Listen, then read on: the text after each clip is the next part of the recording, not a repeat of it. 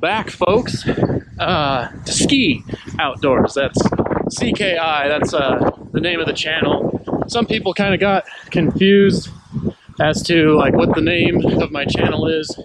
It's the last three letters of my last name, and our last name is pronounced like ski and not however some people pronounce it. But kind of got a solo mission today out on a body of water. Thankfully, here in Nebraska, the ice is finally getting thick enough to where we can get out and enjoy ice fishing.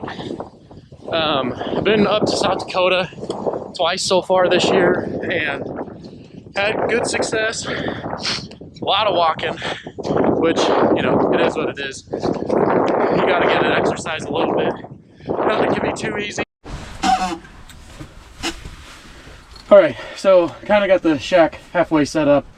I'm just dropping down now, and I'll show you guys here in a second of what we're dealing with, which is a great problem to have here because there's fish everywhere on the screen, and here comes one and it looks really small. So in previous videos I've mentioned that I use Garmin Panoptix, and you know, literally got here and just dropped down, or I drilled a hole and right away started marking fish. Now that's not because of Panoptix. I mean, I've been here quite a bit, and so really what it just comes down to is just knowing the body of water. Come on, eat it. Oh man, I really messed up my hand getting set up, but that's part of the gig. God, there is a big mark. Holy smokes. I don't know what that is, but I really want to find out. Eventually here, I'll get the GoPro on what I'm seeing, just so you guys can kind of see what we're dealing with here. There, the solid red line is the bottom, and then all those red dots, you can kind of see me jigging. The red dots in between are fish. And that's the beauty of Panoptix too, is you get to see it in real time. I'm seeing basically 8 foot to the left and then 8 foot to the right, and that's a lot of water to cover, you know, just in one area without having your standard sonar where you're not going to get that view. Eat it. Lick it. Oh, I missed him. Dang it. Well, that's what happens when you try to film and you know, do all of this fun, crazy stuff and basically talking to yourself. Come on. There's a good one. Oh, what happened? What happened? What's wrong with my thing? Oh my God. All right. We're hooked up. Hey, it's a little crappie.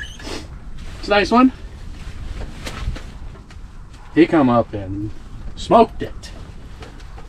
I really don't want to keep fish, but when in Rome, why not? So again, what I mentioned when we were walking out, I have the Eskimo flip over shack, and it's just a, oh, here comes another one. Oh my God.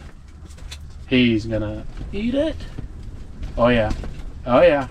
Come on. And that's the other funny thing about just this area, like with the bluegill that are in here. They come up and they just stare at it. And it can be really frustrating. All they do is suck on it too, and that also sucks. You can tell when you're using a treble hook, or if you will, a bigger lure, and when they just nip it and nothing happens, it's bluegill. Oh boy, I just ticked one off. Here he comes. Eat it, eat it, eat it. Oh my God! Stung him. Dang it. So, oh, that's a good one. Oh boy. Oh my God, right at the hole. Oh, that's just peachy. Son of a gun. There's a lot of them. Again, this is probably a better illustration of all those dots swimming in and out. Those are all fish, and there's a lot of them. Comes one up to the lure, and nothing. Oh, good one. Oh boy. Okay, okay, Junior. Whoa, whoa, whoa, whoa, whoa, holy smokes. What? We got a bass, probably. Either way, it's a good fish. Yep, that's a bass. There you go. Not a bad little day.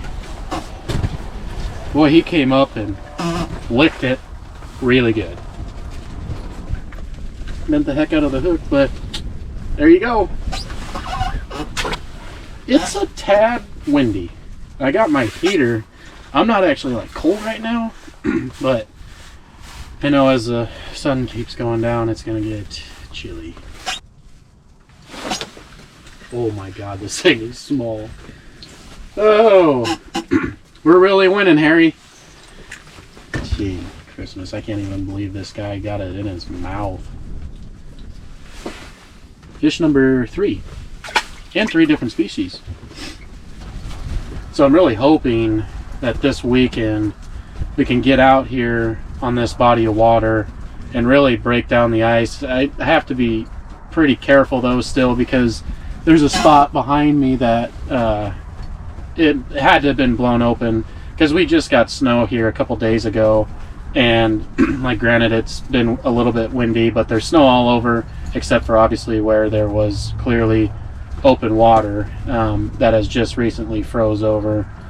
So still got to be careful, and that's kind of like what sucks, you know, about just this year so far anyway, is just haven't been able to really go a lot of places, or, you know, this is only my 3rd time out in Nebraska, and the first 2 times were just right around New Year's, and so today's the 27th, you know, so it's been a while.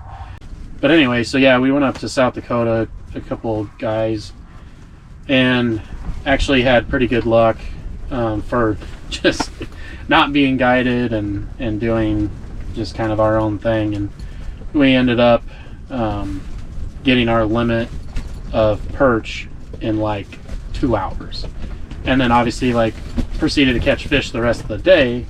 But you know, it's kind of nice just to be able to, you drive that far obviously to be able to come back with something, but you know, you can only keep so many obviously, so that's where it's like, that's better than getting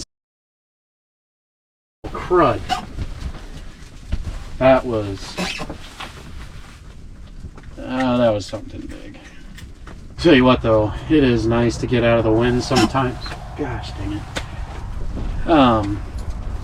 And again, like, I don't have my heater on, and my lighting is obviously horrible, but it's sometimes a lot better, well, especially like when there's fish underneath you, just to be able to set up shop inside the shack and be able to fish comfortably and not put a lot of wear on yourself, and then obviously your equipment too.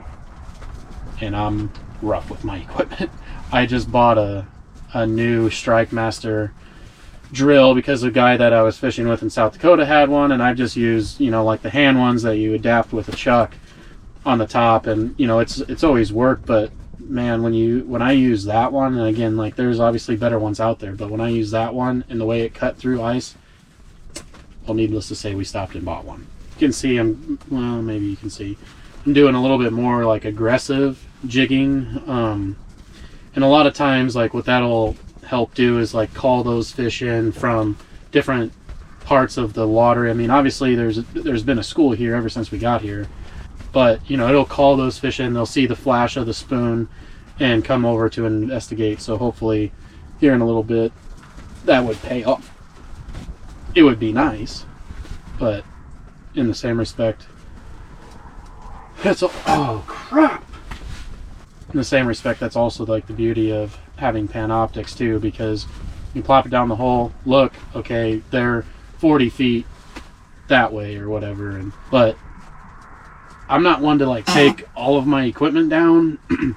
I'll just throw everything, which is just basically the heater and the Panoptix, throw it into the sled, and then just leave this whole setup up and then drag it across the ice. Probably not like the smartest thing to do, but you know, if you only have to move 30, 40, 50 feet, you know, it's kind of not advantageous to put it all down, put it back up when it drags just as easy. And I think I gotta move. because now this just sucks the fact that we know that there's just a lot of bluegill down there. Okay, I just wanted to show you here quick, basically like the beauty of Panoptix. So you can see on the bottom there's red, but then there's these blobs that come up just off the bottom, and that's a school of fish. So like when I turn it, they go away, turn it back to them, and those fish just start popping up. So I got to move like 25 feet, and we should be back on them. All right, so made the move, kind of got situated again. The wind has definitely picked up, and thankfully I drilled right on top of fish, but I have a feeling I know what they are, which are bluegill. Nope. Anyway, when I got back from South Dakota, obviously, like I said, that it had snowed, and so of course I had to take my four-wheeler, and I live in a small town, so I hopped on the four-wheeler and sent it really good.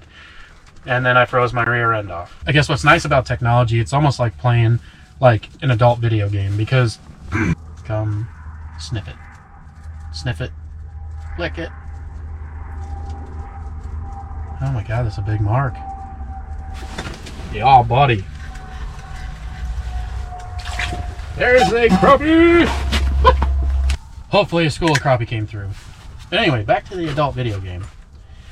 What's nice is, again, like I was talking about earlier, I can see 8 foot to one side, 8 foot to the other side, and obviously like see the fish come in and through and how they react with the bait. But like what's I guess to me what's most exciting and the enjoyable part is you can see that fish come up to your lure in real time, and then you turn away right away, and then look obviously at your rod tip, and then the rod tip will, and it's just so satisfying.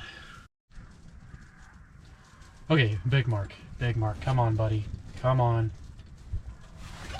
There we go, there we go. Oh my. Okay, well that's fun to get that on camera. Whew, look at that. That's a good one. Oh my god, there's more down there. Oh, another good one. Oh, look at him dig. Oh my god. Here we go. Here we go. Okay, he's not great, but it's a fish. There he is. Oh, another nice one. Oh. Okay, we're doing pretty good now. Oh, and he popped off. Oh, nice.